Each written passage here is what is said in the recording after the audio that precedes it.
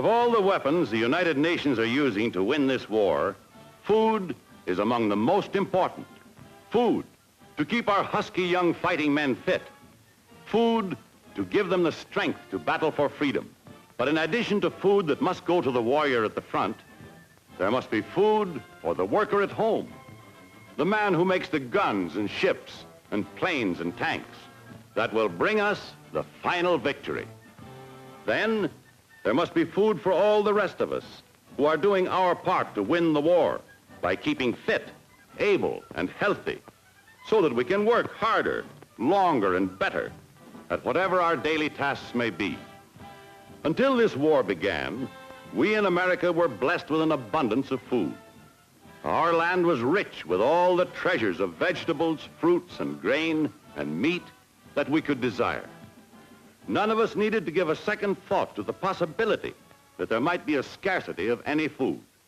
But today, out of our abundance, we must feed many mouths. Now, half the civilized world looks to America to save it from starvation and death with a never-ceasing flow of food.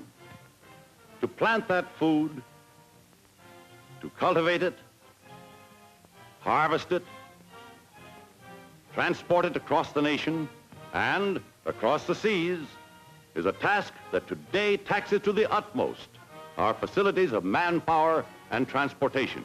Yet this vital flow of food for freedom dare not, must not be stopped. In spite of sunken ships and trains that must carry steel, oil, coal, and lumber, instead of food, in spite of every obstacle, we must feed our fighting men, our allies, and ourselves if we are to win the war and right the peace. This, then, is a challenge to every loyal American citizen. What can we do to help win the war with food? The answer to that challenge comes from Washington, from the Office of Civilian Defense. Victory gardens. That's the answer. We can grow food for victory in our own backyards and even in vacant lots where perhaps only weeds flourished before.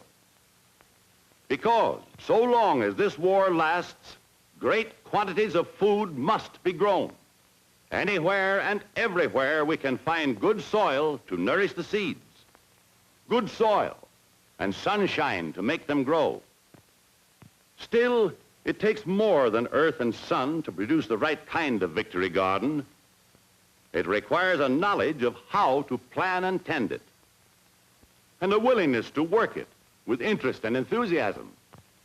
Our local Office of Civilian Defense can tell us much we need to know on how to plan a victory garden. From garden magazines and garden advertising, we can get the advice of professional experts on how to derive the most from backyard planting. And scores of seed and nursery houses can supply us with other vital gardening information. Then each spring, we can start our gardens with good seeds. Plant them in rich, well-tilled soil, away from shadowing houses or trees, out in the open, where they can be warmed by life-giving sunshine. And as our gardens grow, they must be regularly cared for, faithfully weeded from planting to harvest. Enriched, perhaps, with one of the magic plant foods science has given us. Rigidly protected from insects and plant-killing disease. And watered, of course, because Mother Earth gets thirsty now and then. Yes, for the duration, at least, it's our job to grow food for our own tables and free the nation's farm produce for the men at the front and our allies across the seas.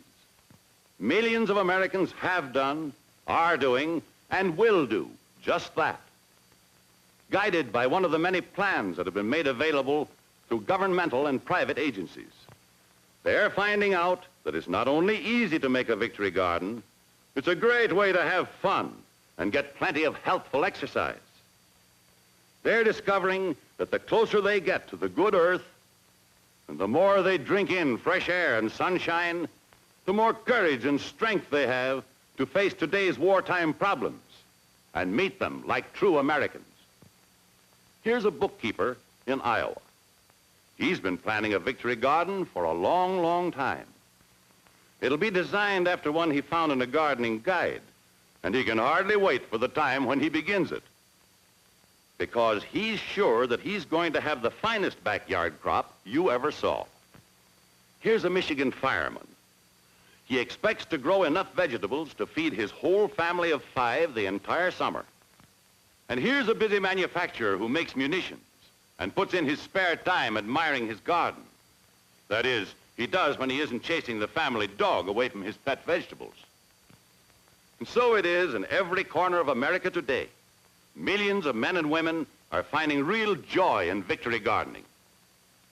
They're working in the backyards of village and city, in the yards of townhouses, and in community groups as well. Even the small fry are doing their part in school-sponsored victory gardens. And because Dad can take care of the home victory garden after work, there's no need for holding back manpower from the fighting front. And there's no need to strain transportation resources to bring food from a victory garden to the table. Mother picks it herself, fresh every day. Fresh food, good food. Food packed with the rich minerals and vitamins we all need to keep healthy, strong, and fit. Fresh food, good food. Food from our own backyards. Food from the gardens of victory, grown by you and me, so that thousands of miles away, a fighting man, too, can have food. There are many, many ways we who have stayed home can fight this war. Many ways for us to give our time and energy and loyalty and devotion to the battle for freedom. But of them all, none is more appealing than this. And year in, year out, if need be, with our own hands, we can grow the gardens of victory.